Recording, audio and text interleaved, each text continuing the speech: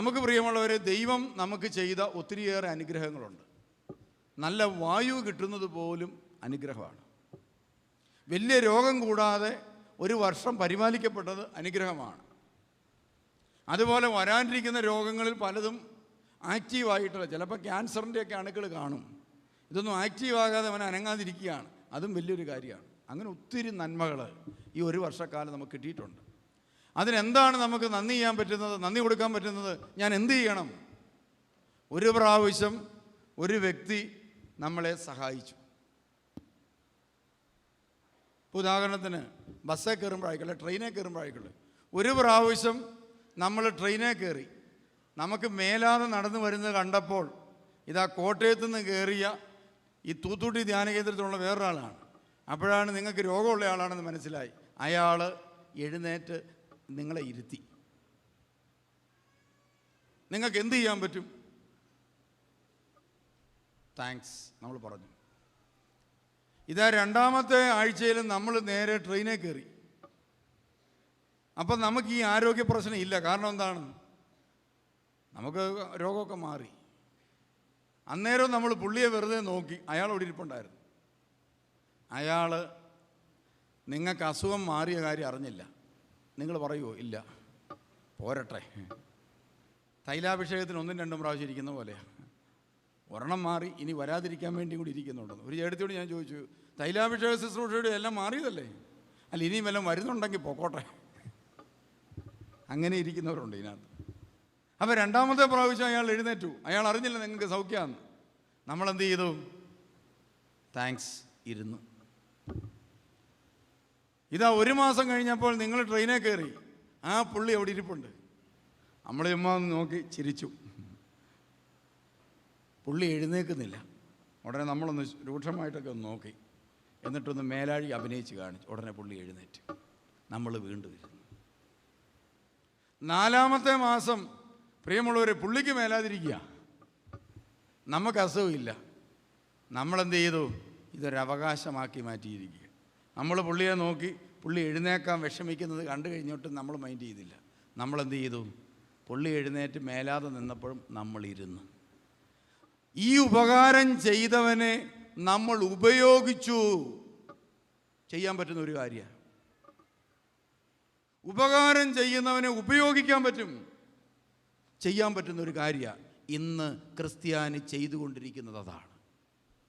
ഇതാ, ഉപകാരം ചെയ്ത ദൈവത്തെ ഉപയോഗിക്കുന്ന മനുഷ്യൻ.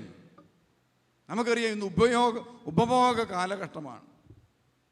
ഉപയോഗിച്ച ശേഷം വലിച്ചെറിയുക എന്ന സംസ്കാരമാണ് ഇന്ന് പിള്ളേരുടെയും വലിയവരുടെയൊക്കെ മനസ്സിൽ കയറിയിരിക്കുന്നത്. പ്രത്യേകിച്ച് കുട്ടികളുടെ മനസ്സിൽ.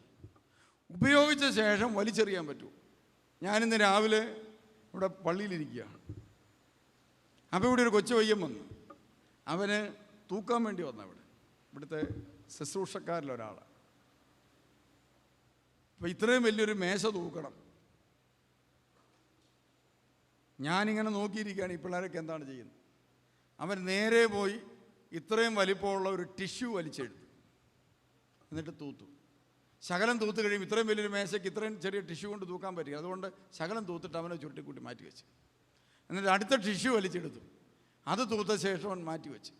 രണ്ടാമത്തെ ടിഷ്യൂ കൂടെ പറിച്ചു കഴിഞ്ഞപ്പോൾ ഞാനൊരു ടിഷ്യൂവിൻ്റെ കവറിനകത്ത് എത്രയുണ്ടെന്ന് സാധാരണയായിട്ട് നോക്കും.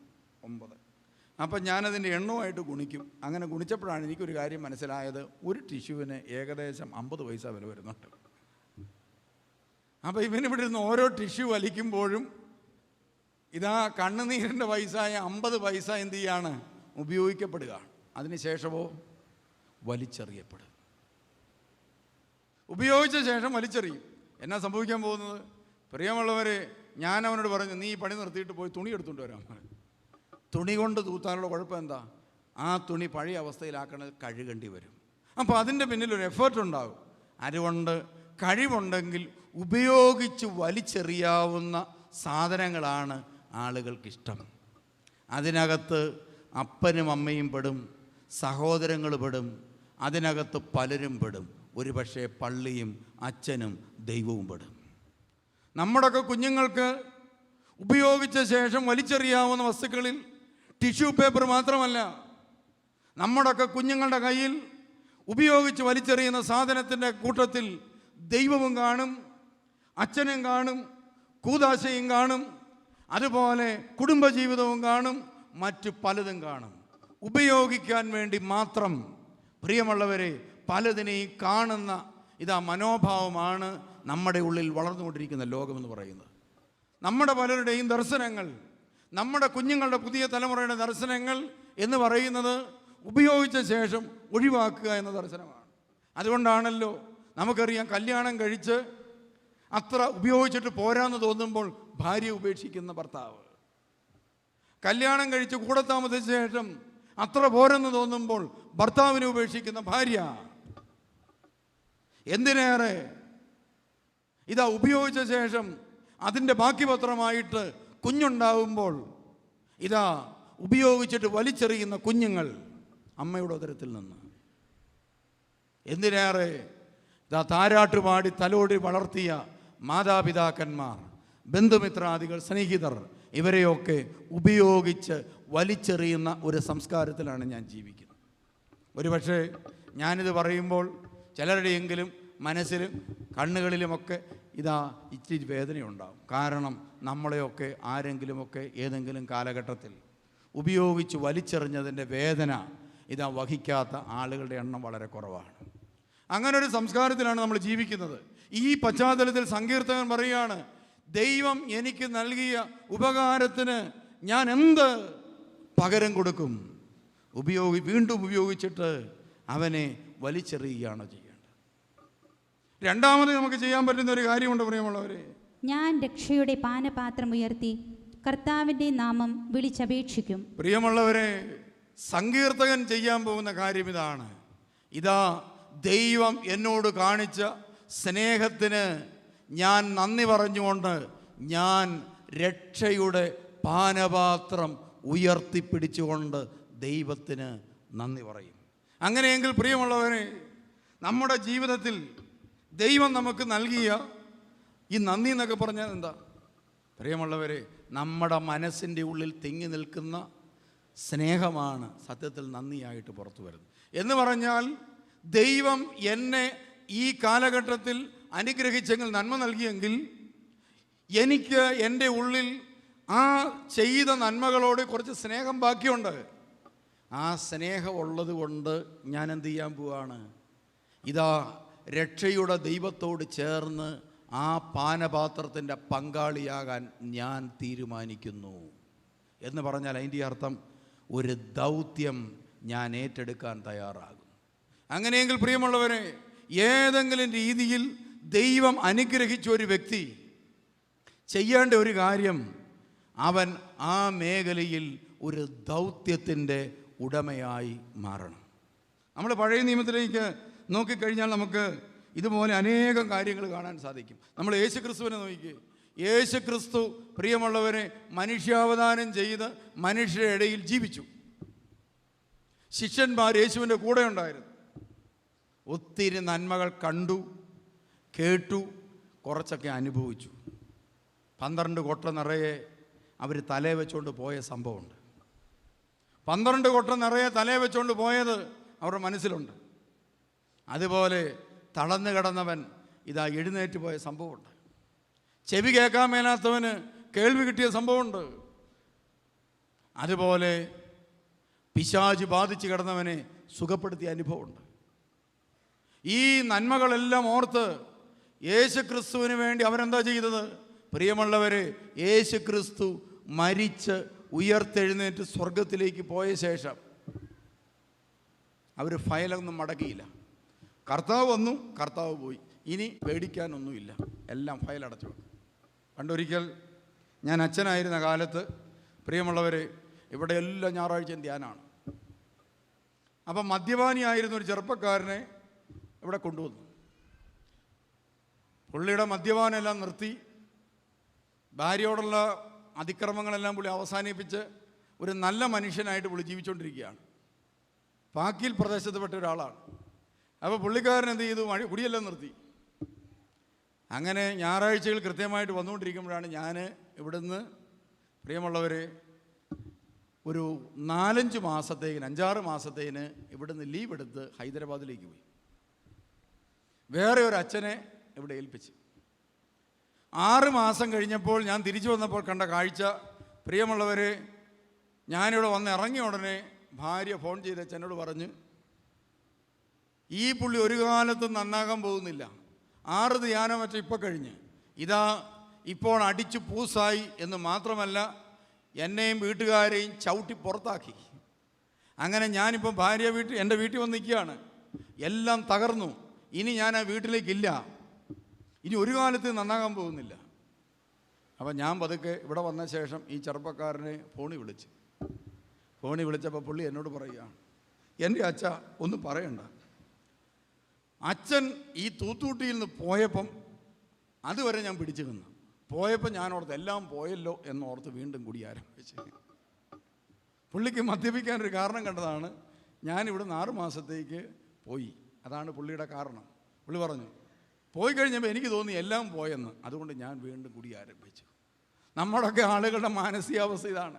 ദൈവം നൽകിയ ഉപകാരങ്ങളെല്ലാം അവസാനിച്ച്, ഇതാ നാളെ എന്തെങ്കിലും ഒരു സഹനമോ കഷ്ടപ്പാടോ വന്നു, കർത്താവിൻ്റെ പ്രവർത്തനങ്ങളൊന്നും നനച്ചതായിട്ടൊരു തോന്നൽ വന്നു കഴിഞ്ഞാൽ അപ്പോൾ തന്നെ ഫയൽ മുടക്കും. എനിക്ക് വിശ്വാസമെല്ലാം പോയി.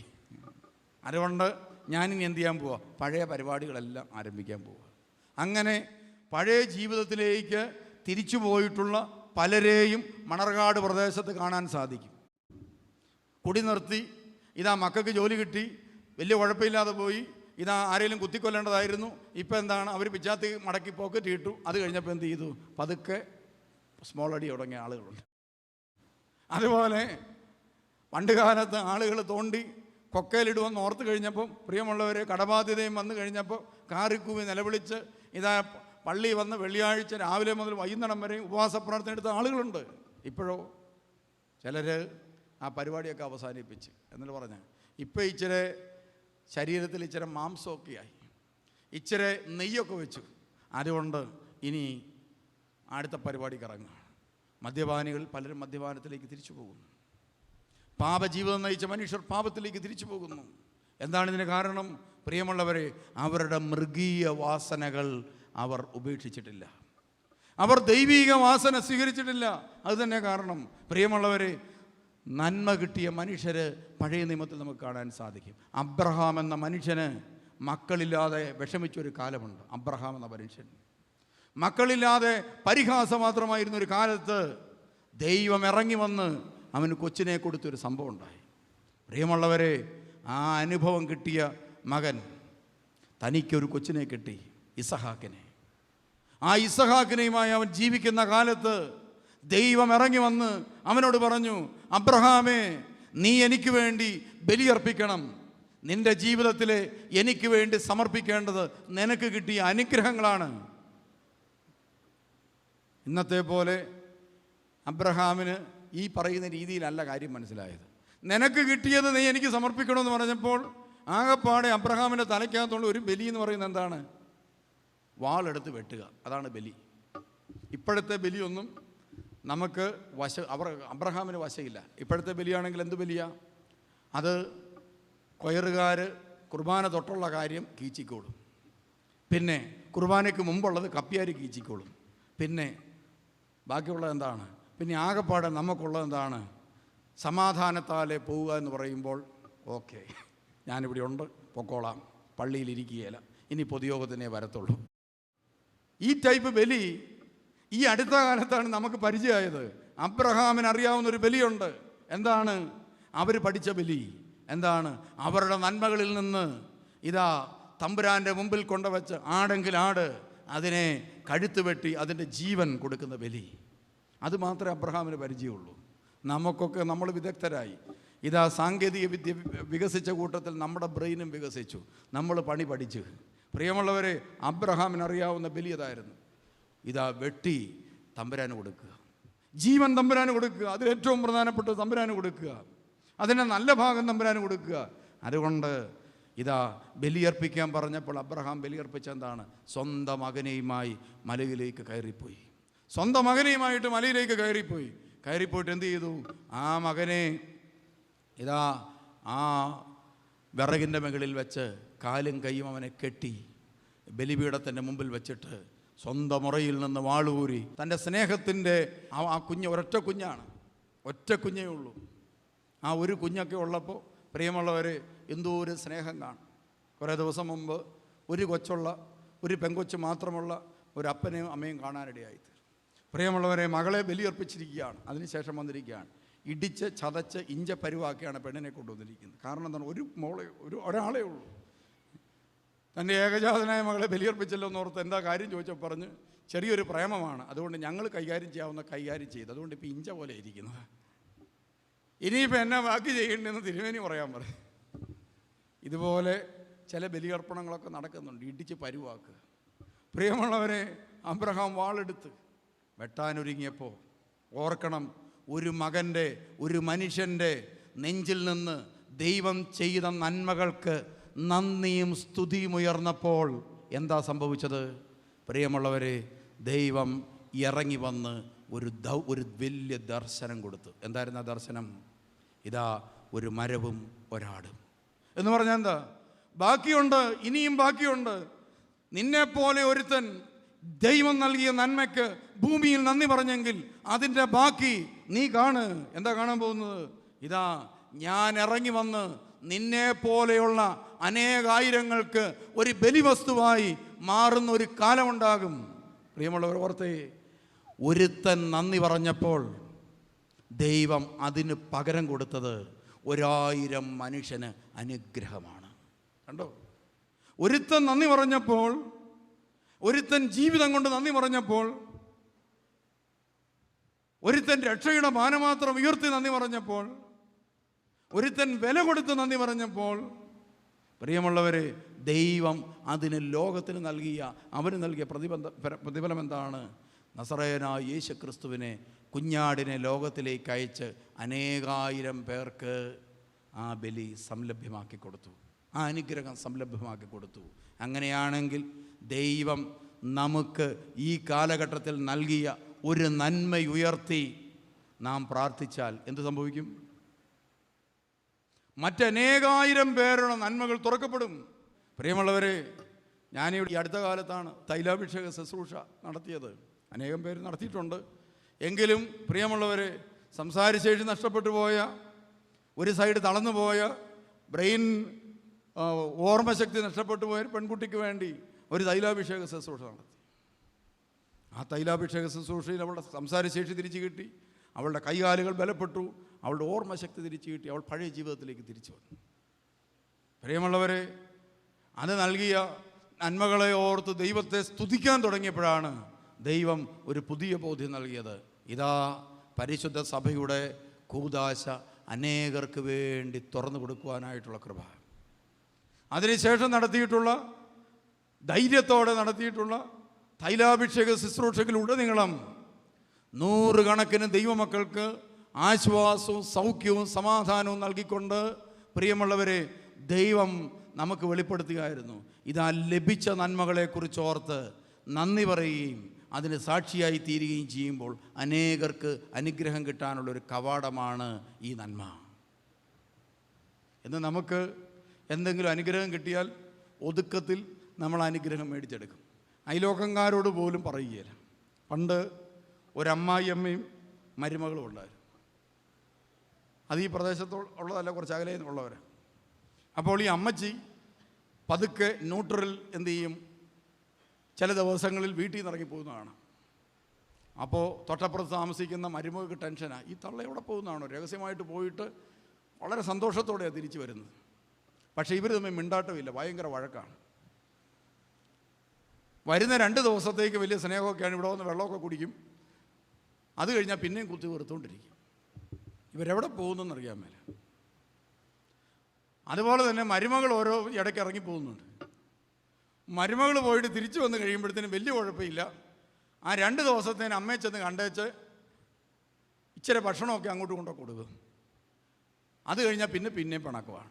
ഇതെന്താ സംഭവം എന്ന് ആർക്കും അറിയാൻ മേല. അമ്മയ്ക്കൊരു സംശയം, ഇവള് എനിക്കിട്ട് എന്തോ പണി ചെയ്യാൻ വേണ്ടി ഇവളും മകനും കൂടെ എങ്ങാണ്ട് പോകുന്നുണ്ട്. അതായിരുന്നു സംശയം. എൻ്റെ മരുമകളും എൻ്റെ മകനും കൂടെ എവിടെയോ പോകുന്നുണ്ട്. അത് എനിക്കിട്ട് എന്തോ ചെയ്യാൻ വേണ്ടി പോകുന്നതാണ്. എവിടെയാണെന്നറിയാൻ മേല. ബസ് കയറി പോകുന്ന കാണാം. ഇവർ മിണ്ടുന്നില്ല. അതുപോലെ മരുമകൾക്കും മകനും ഭയങ്കര സംശയം. മൂത്താനിയനെ ഗൾഫിൽ കൊണ്ടുപോകേണ്ടതാണ്. കൊണ്ടുപോകാമെന്ന് പറയുന്നതല്ലാതെ ചേട്ടൻ കൊണ്ടുപോകുന്നില്ല. എന്നാ സംഭവം എന്നറിയത്തില്ല. ഇവരെങ്ങാണ്ട് പോകുന്നുണ്ട്.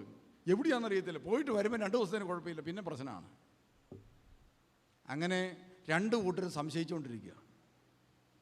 ഒരു ദിവസം രാവിലെ എനിക്കൊരു ഫോൺ വന്നു. ഒരമ്മച്ചിയുടെ ഒച്ചയായിരുന്നു. അച്ഛാ, ഞാൻ അവിടെ ഇടയ്ക്കൊക്കെ വന്നിട്ടുള്ളതാണ്, പ്രാർത്ഥിക്കാൻ വേണ്ടി വന്നിട്ടുള്ളതാണ്. അച്ഛൻ ഇന്ന് അവിടെ കാണുമോ? ഞാൻ പറഞ്ഞു കാണും. എപ്പോൾ കാണും? ഞാൻ പറഞ്ഞു 10 മണി. കുറച്ചു നേരം കഴിഞ്ഞപ്പോൾ ഒരു ചെറുപ്പക്കാരൻ ഭാര്യങ്ങൾ വിളിച്ചു. അച്ഛനവിടെ കാണുമോ? ഞാൻ ചോദിച്ചു എന്തായിരുന്നു? അല്ല, അച്ഛനെ ഒന്ന് കാണാനായിട്ടാണ്. ഞാൻ പറഞ്ഞ എന്നാ പോര്, എപ്പോഴാണ് വരേണ്ടത്? 10 മണി. 2 പേർക്ക് ഒരേ സമയം കൊടുത്തത്. പ്രിയമുള്ളവരെ, കുറച്ചു നേരം കഴിഞ്ഞപ്പോൾ അമ്മച്ചി വന്ന് കയറി പ്രാർത്ഥനയും കഴിഞ്ഞേച്ച് പുറത്തോട്ട് മുറി കിടന്ന് ഇറങ്ങുമ്പം ഇതാ മകനും ഭാര്യയും കൂടെ കയറി വരുന്നു. ഇവർ 2 പേരുടെ തൂത്തുട്ടി ചാപ്പൽ വെച്ച് കണ്ടുപിട്ടി. ഇവരങ്ങോട്ടും ഇങ്ങോട്ടും നോക്കുകയും ഇതാ ചിരിക്കുകയും ചെയ്യുന്ന കണ്ടപ്പോൾ ഞാൻ ഇറങ്ങി വന്നു. ഞാൻ പറഞ്ഞു വേറെ ഒരാൾക്ക് ഞാൻ 10 മണിക്ക് സമയം കൊടുത്തിട്ടുണ്ട്, അവിടെ നിങ്ങളങ്ങോട്ട് ഇറങ്ങാൻ പറഞ്ഞാൽ ഇവരെ കയറ്റി കഴിഞ്ഞ് ഇവർ കണ്ണി നോക്കിയിട്ട് കയറി. ഉടനെ അകത്തേക്ക് കയറിയ മകൻ ചോദിച്ചു, ഇപ്പം ഇറങ്ങിപ്പോയത് ആരെ അറിയാവുന്ന ചോദിച്ചു. ഞാൻ പറഞ്ഞു അറിയത്തില്ല, എൻ്റെ അമ്മയാണ്. അപ്പോൾ ഇവർ 2 പേരും എന്നോട് വന്ന് പറഞ്ഞിരുന്നത് എന്നാണെന്നറിയോ? അമ്മ വന്ന് പറയുന്നത്, എൻ്റെ മരുമകളും മകനും കൂടെ എങ്ങാണ്ട് പോയി, എനിക്കിട്ട് ഭയങ്കര ചെയ്ത്താണ്. ആ പോയിട്ട് വരുന്നതെന്ന് സ്നേഹമായിട്ട് വന്ന് ഇച്ചിരി ചോറൊക്കെ തരും, അതിനകത്ത് ഏതാണ്ട് കുഴച്ച് തരുന്നുണ്ടോ എന്ന് സംശയമുണ്ട്. അതിനുശേഷം വയറ്റിന് ഭയങ്കര വേദനയാണ്. ഇതുപോലെ തന്നെ തിരിച്ച് ഈ അമ്മയെക്കുറിച്ച് മരുമകൾക്കും സംശയമാണ്. ഈ തള്ള പോയിട്ട് വരുമ്പോഴത്തേനും 2 ദിവസത്തേനും കുഴപ്പമില്ല, അത് കഴിഞ്ഞാൽ പിന്നെ എനിക്ക് വയറ്റുവേദനയാണ്, ഇവള് തരും. ഇങ്ങനെയാണ് 2 പേർക്കും സംശയമാണ്. സത്യത്തിൽ 2 പേരും വന്നിരുന്നത് ഇവിടെയാണ്. എന്നാൽ പ്രിയമുള്ളവരെ, ഈ തള്ളയ്ക്ക് ഒന്ന് പറഞ്ഞുകൂടെ, എടീ ഞാൻ പ്രാർത്ഥനയ്ക്ക് പോകുന്നിടത്ത് നീയും കൂടെ പോരെ, നമുക്ക് പോകാമെന്നൊരു വാക്ക് പറഞ്ഞിരുന്നെങ്കിൽ പ്രിയമുള്ളവരെ അവരുടെയൊക്കെ പ്രശ്നം എന്നാ തീർന്നേനെ. അപ്പോൾ നന്ദി നിറഞ്ഞ മനസ്സോടുകൂടി ഒരു ദൗത്യം നമ്മൾ ഏറ്റെടുക്കാൻ തയ്യാറാകുന്നിടത്താണ് പ്രിയമുള്ളവരെ നമ്മുടെ ജീവിതത്തിൻ്റെ വിജയമിരിക്കുന്നത്. അതുകൊണ്ട് അത് അബ്രഹാം ഒരു ബലി അർപ്പിച്ചു. ആ ബലിയുടെ അനന്തര ഫലമായി നമുക്ക് കാണാൻ സാധിക്കും ഒരു വലിയ ദൈവിക ദർശനവും ഒരു പ്രവചനവും സാക്ഷാത്കരിക്കപ്പെട്ടു. ഇനി നിങ്ങൾ നോക്കിക്കേ, സാമുവേൽ എന്ന് പറയുന്ന കൊച്ചു ബാലൻ, ആ ഹന്ന എന്ന് പറയുന്ന സ്ത്രീ ഇരുന്ന് കണ്ണുനീരോടെ നിലവിളിച്ച് പ്രാർത്ഥിച്ചു. ഏലി പുരോഹിതൻ അന്ന് ഇതാ ഈ പെണ്ണുമ്പിള്ളയെ കണ്ടമാനം വഴക്ക് പറഞ്ഞ പള്ളിയിലിരുന്ന് പ്രാർത്ഥിച്ചുകൊണ്ടിരിക്കുന്നതിനിടയ്ക്ക് അച്ഛൻ വന്ന് കാര്യം അറിയാതെ ചൂടായി. എന്താ ചൂടായത്? നീ കള്ളും കുടിച്ചേച്ചിരിക്കുക അല്ലേ? ഇന്നാണെങ്കിലോ അത്രയും പോലും ചോദിക്കണ്ട, നമ്മൾ എന്നതേലും ചോദിച്ചാൽ മതി, പിറ്റേ ദിവസം ഫേസ്ബുക്കിനകത്ത് വരും. അന്ന് ഏലി പുരോഹിതൻ, പണ്ട് തൊട്ടേ പുരോഹിതന്മാർക്കൊക്കെ ശകലം ദേഷ്യവരിശമൊക്കെ ഉള്ളതാണ്. അപ്പോൾ ഏലി പുരോഹിതൻ ചോദിച്ചു, ഇതാ നീ എന്താ കള്ളു കുടിച്ചിരിക്കുകയാണ്? അവൾ വളരെ വിനയത്തോടെ പറഞ്ഞു, കള്ളു കുടിച്ചതല്ല, അവന് പ്രയാസം കൊണ്ടാണ്. ആ പുരോഹിതന് ഒത്തിരി അലിവ് തോന്നി. അതുകൊണ്ട് ആ പുരോഹിതൻ ആത്മാർത്ഥമായ ആ സ്ത്രീയോട് പറഞ്ഞു, ഇതാ ദൈവം നിന്നെ അനുഗ്രഹിക്കും, ദൈവം നിന്നെ അനുഗ്രഹിക്കും. പ്രിയമുള്ളവരെ, പിന്നീട് അവളുടെ മുഖം വാടിയില്ല. അവൾ ഗർഭിണിയായി ഒരു കുഞ്ഞിനെ കിട്ടി, സാമുവേൽ. പ്രിയമുള്ളവരെ, സാമുവേലിനെ കിട്ടിക്കഴിഞ്ഞപ്പോൾ സാമുവേലിനെയും കൊണ്ട് ഓടിയില്ല, മറിച്ച് അവൾ ചെയ്തതെന്താണ്? സാമുവേൽ എന്ന് പറഞ്ഞ് ദൈവം കൊടുത്ത കുഞ്ഞിനെ ദൈവത്തിന് കൊടുത്താണ് അവൾ രക്ഷയുടെ പാനപാത്രം ഉയർത്തിപ്പിടിച്ചത്. നമ്മൾ മനസ്സിലാക്കിക്കോണം. നമ്മളാണെങ്കിലോ കിട്ടിയ പാതി കിട്ടാത്ത പാതി ഒരൊറ്റ ഓട്ടമാണ്. കിട്ടിയ പാതി കിട്ടാത്ത പാതി ഓട്ടമാണ്. ഓർക്കണം, രക്ഷയുടെ കാസ് അവൻ ഉയർത്തിപ്പിടിച്ചത് എങ്ങനെയാണ്? അവൾ ഉയർത്തിപ്പിടിച്ചത് എങ്ങനെയാണ്? ഹന്ന ഇതാ തൻ്റെ കുഞ്ഞിനെ ദൈവത്തിന്, സാമുവേലിനെ ദൈവത്തിന് അർപ്പിച്ചുകൊണ്ടാണ്. അതുകൊണ്ട് പരിശുദ്ധാത്മാവ് നിറഞ്ഞ് സത്യസന്ധതയോടെ ന്യായാധിപനായി വിധി നടത്തിയ അവസാനം സാമുവേൽ എന്ന് പറയുന്ന മനുഷ്യൻ ഇതാ ഇസ്രായേലിൽ നിന്ന് പിന്തിരിയുമ്പോൾ എങ്ങനെയാണ് റിട്ടയർഡായെന്നറിയോ? റിട്ടയർഡാകുന്ന സമയത്ത് 2 കൈയും നീട്ടിപ്പിടിച്ചുകൊണ്ട് സാമുവേൽ ജനത്തോട് പറഞ്ഞു, ഞാൻ നിങ്ങളുടെ പൊന്നോ വെള്ളിയോ കാളയെയോ കഴുതയോ മോഷ്ടിച്ചെടുത്തിട്ടുണ്ടോ? ഉണ്ടെങ്കിൽ നിങ്ങളിപ്പോൾ പറ, ഞാൻ തിരിച്ചു തരാം. നിങ്ങളുടെ കാളയെയോ നിങ്ങളുടെ കഴുതയോ നിങ്ങളുടെ എന്തെങ്കിലും ഞാൻ അന്യായമായി എടുത്തിട്ടുണ്ടെങ്കിൽ, കൈക്കൂലി മേടിച്ചിട്ട് ഞാൻ വിധി നടപ്പാക്കിയിട്ടുണ്ടെങ്കിൽ, ഇപ്പോൾ ജനത്തിൻ്റെ മുമ്പിൽ ഞാൻ നിൽക്കുന്നു, വൃദ്ധനായി ഞാൻ പിന്തിരിയാണ്. നിങ്ങൾക്കെന്നോട് ചോദിക്കാം, ഇപ്പോൾ പരസ്യമായിട്ട് നിങ്ങൾക്ക് പറയാം, അതെല്ലാം തിരിച്ചു തരാം. ആ ജനം വിളിച്ചു പറഞ്ഞു, ദൈവം സാക്ഷിയായി ഞങ്ങൾ പറയുന്നു, അങ്ങ് ഞങ്ങളെ കബളിപ്പിച്ചിട്ടില്ല, അങ്ങ് ഞങ്ങളെ കൊള്ളയടിച്ചിട്ടില്ല, അങ്ങ് അനീതിയായി വിധി നടത്തിയിട്ടില്ല എന്ന് പറഞ്ഞുകൊണ്ട് പ്രിയമുള്ളവരെ വളരെ പരിശുദ്ധമായ ഒരു ജീവിതം ആ ഇസ്രായേൽ സമൂഹത്തിന് കൊടുത്തുകൊണ്ട് സാമുവേൽ എന്ന് പറയുന്ന മനുഷ്യൻ പിൻവാങ്ങി. പ്രിയമുള്ളവരെ, അതാണ് ധന്യമായ ജീവിതം കൊടുക്കുക എന്നൊക്കെ പറയുന്നത്. നമ്മളൊന്ന് ആലോചിച്ച് നോക്കിയേ, ദൈവം പ്രാർത്ഥിച്ച് നൽകിയ കുഞ്ഞുങ്ങളില്ലേ നിങ്ങൾക്ക്? ദൈവം പ്രാർത്ഥിച്ച് നൽകിയ കുഞ്ഞുങ്ങളില്ലേ? നിങ്ങളുടെ കുഞ്ഞുങ്ങളുടെ സമയത്തിൻ്റെ ഒരു പങ്ക് ദൈവ ശുശ്രൂഷയ്ക്ക് വേണ്ടി മാറ്റിവെക്കാൻ നിങ്ങൾ അനുവദിക്കുമോ?